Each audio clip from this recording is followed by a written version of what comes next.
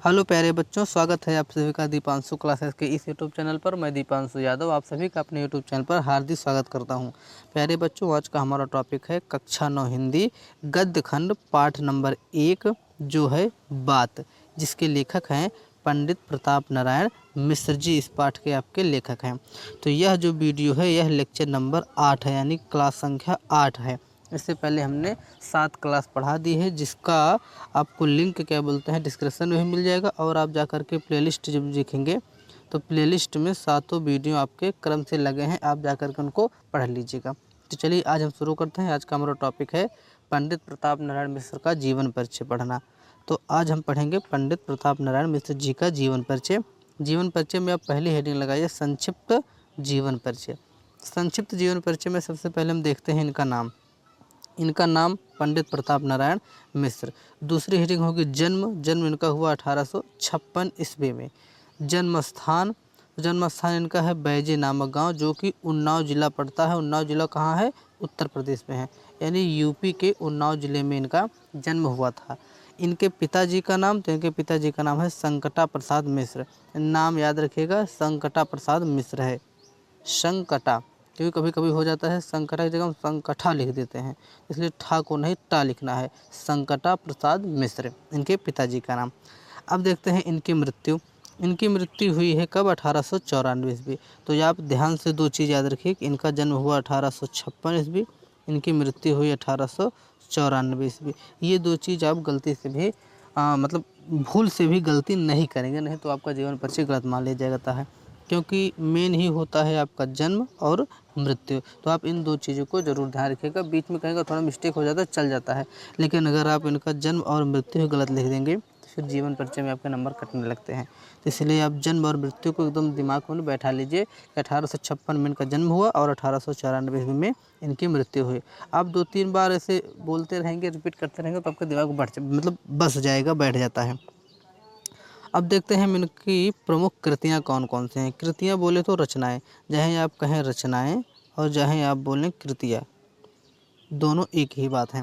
तो प्रमुख कृतियाँ कौन कौन सी, आइए देखते हैं। पहला है कली कौतुक, हठी हम्मीर, प्रताप पीयूष, प्रताप समीक्षा, गौ संकट। ये सब इनकी क्या हैं? प्रमुख कृतियाँ हैं। और इनकी एक सबसे महत्वपूर्ण जो रचना है वह है ब्राह्मण, जो कि इनकी पत्रिका है। एक इनकी रचना है ब्राह्मण,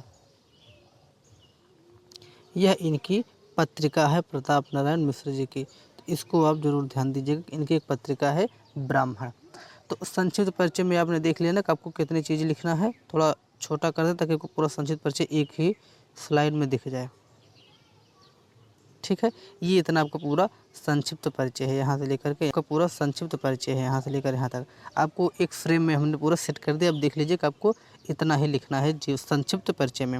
अब चलिए हम शुरू करते हैं आपका जीवन परिचय। जीवन परिचय में आप क्या क्या लिखें, चलिए शुरू करते हैं। दूसरी हेडिंग आपकी है जीवन परिचय की। जीवन परिचय में आप लिखेंगे कि पंडित प्रताप नारायण मिश्र जी का जन्म 1856 ईस्वी में हुआ था। वही जो आप संक्षिप्त परिचय में लिखे हैं उसी को थोड़ा बढ़ा करके आप जीवन परिचय में लिखेंगे। तो पंडित प्रताप नारायण मिश्र जी का जन्म 1856 ईस्वी में हुआ था। इनका जन्म उन्नाव जिले के बैजे नामक गांव में हुआ था। इनके पिताजी का नाम संकटा प्रसाद मिश्र था, जो कि एक विख्यात ज्योतिषी थे। ज्योतिषी उन्हें कहते हैं जो आपके हाथों की लकीर को देख करके आपका भविष्य बताने का काम करते हैं। वे क्या होते हैं? ज्योतिषी होते हैं। ज्योतिष एक विद्या होती है जो कि ग्रहण करने पड़ते हैं, यानी पढ़ने पड़ते, सीखनी पड़ती है। ज्योतिष एक विषय भी है, मतलब आप विषय के रूप में भी ज्योतिष पढ़ सकते हैं। तो इनके जो पिताजी थे संकटा प्रसाद मिश्र जी, वो क्या थे? तो एक विख्यात ज्योतिषी थे। प्रताप नारायण मिश्र जी के पिताजी इनको ज्योतिष की शिक्षा देना चाहते थे। कहानी को आप यहीं से समझना प्रारंभ किए कि जो इनके पिताजी हैं प्रताप नारायण मिश्र जी के, वो क्या करना चाहते थे? तो वो इनको ज्योतिष की शिक्षा देना चाहते थे, परंतु प्रताप नारायण मिश्र जी का मन ज्योतिष विद्या में नहीं लगा। जो मिश्र जी हैं अपने प्रताप नारायण मिश्र जी, उनका जो मन था वह ज्योतिष विद्या में लगा ही नहीं। और इनके फादर साहब जो थे, इनके पिताजी थे, वो उनको ज्योतिष शिक्षा देना चाहते थे, लेकिन जब उनका मन नहीं लगा तब फिर क्या कर सकते हैं भाई, जब इनका मन ही नहीं कह रहा था। तो प्रताप नारायण मिश्र जी ने ही हिंदी, उर्दू, फारसी और संस्कृत, सॉरी यहाँ पे संस्कृत ही लिख दिया गया है, टाइपिंग थोड़ा मिस्टेक है, ये होगा संस्कृत। क्लियर, संस्कृत। तो हिंदी, उर्दू, फारसी, संस्कृत और बांग्ला आदि भाषाओं का अच्छा ज्ञान प्राप्त कर लिया। उन्होंने ज्योतिष नहीं सीखा प्रताप नारायण मिश्र जी ने, इन्होंने हिंदी, उर्दू, फारसी, संस्कृत और बांग्ला भाषा का अच्छा ज्ञान प्राप्त कर लिया था। मिश्र जी ने स्वाध्याय से, यहाँ पर मिश्रा हो गया है, मिश्र जी ने स्वाध्याय से, सुसंगति से जो ज्ञान प्राप्त किया। सुसंगति का मतलब होता है अच्छी संगति, अच्छी संगति। ऐसे कहा, इसीलिए कहा जाता है कि भैया अपनी संगत जो है उसको अच्छे रखो, यानी सुसंगति में आप जब बैठेंगे तो आपको अच्छा ज्ञान प्राप्त होगा। तो स्वाध्याय का मतलब होता है जो खुद से पढ़ा जाता है, जिसे आज की भाषा में लोग सेल्फ स्टडी कहते हैं, self study. Clear, self study यानी कि स्वाध्याय जो खुद से पढ़ा जाए उससे, और अच्छे लोगों की संगति से जो प्रताप नारायण मिश्र जी को ज्ञान प्राप्त हुआ था, उसी से इन्होंने गद्य एवं पद्य में निबंध आदि लिखे थे और समाज को अर्पित किया था। अर्पित करने का मतलब होता है उनको प्रदान किया था, किसको, तो समाज को इन्होंने अर्पित किया था। यानी इन्होंने जो अपने स्वाध्याय से सीखा, जो सुसंगति से सीखा, उसी से इन्होंने निबंध इत्यादि लिखे और समाज को समर्पित किया या फिर अर्पित किया।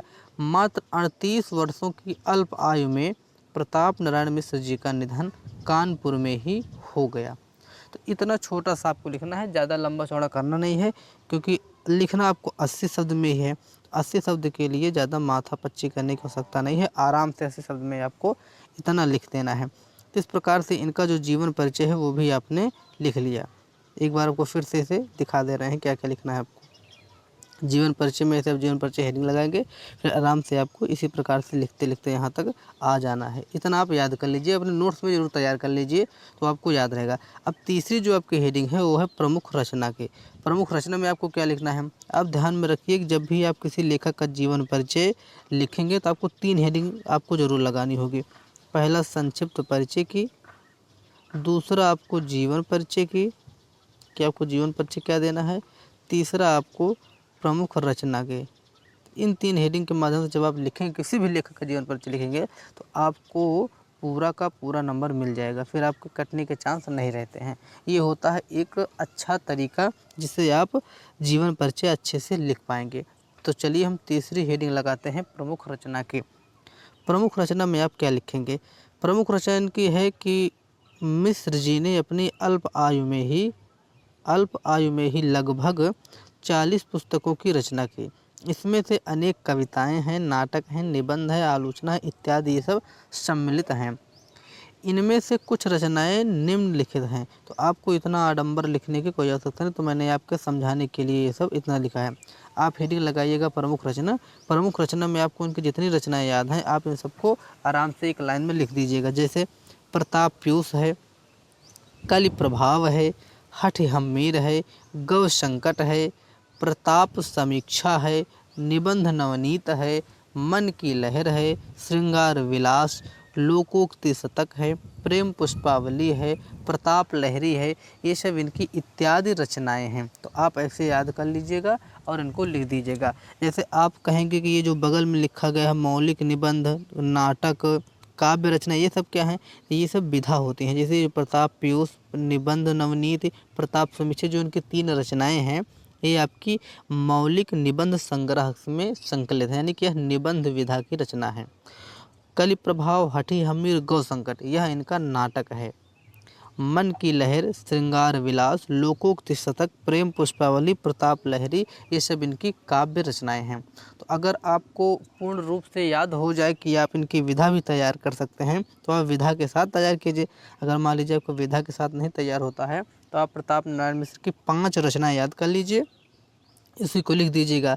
प्रताप पीयूष याद कर लीजिए, प्रताप समीक्षा याद कर लीजिए, हठी हम्मीर याद कर लीजिए, गौ संकट याद कर लीजिए, प्रेम पुष्पावली, प्रताप लहरी।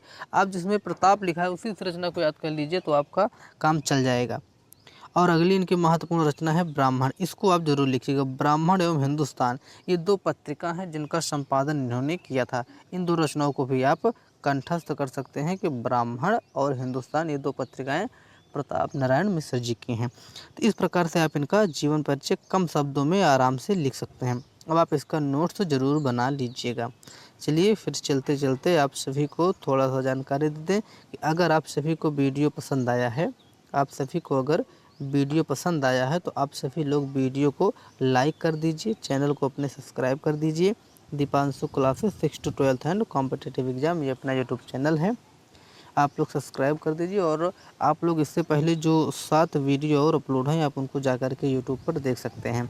आज की हमारी 8वीं क्लास थी और ये भी समापन होने वाली है। कल हम पढ़ेंगे 9वीं क्लास। 9वीं क्लास में हम पढ़ेंगे जो इनका चैप्टर लगा है बात, उसको पूरा पहले पढ़ेंगे, फिर उसकी हम व्याख्या देखेंगे। तो चलिए फिर मिलते हैं आपसे कल की वीडियो में। तब तक के लिए बहुत बहुत धन्यवाद है आप सभी का। वीडियो को अंत तक देखने के लिए। प्रस्तुति यानी कौन प्रस्तुत कर रहा है, तो प्रस्तुत करने वाला मैं दीपांशु यादव। तो इसी के साथ आज की वाणी को हम विराम देते हैं। चलते चलते आप सभी के लिए हंसने वाली इमोजी जो प्रतिदिन बनाई जाती है, आराम से आप लोग ऐसे मुस्कुराते रहें, हंसते रहें और अपना प्यार दुलार बनाए रखें। ठीक है, फिर मिलेंगे कल के वीडियो में। तब तक के लिए बहुत बहुत धन्यवाद।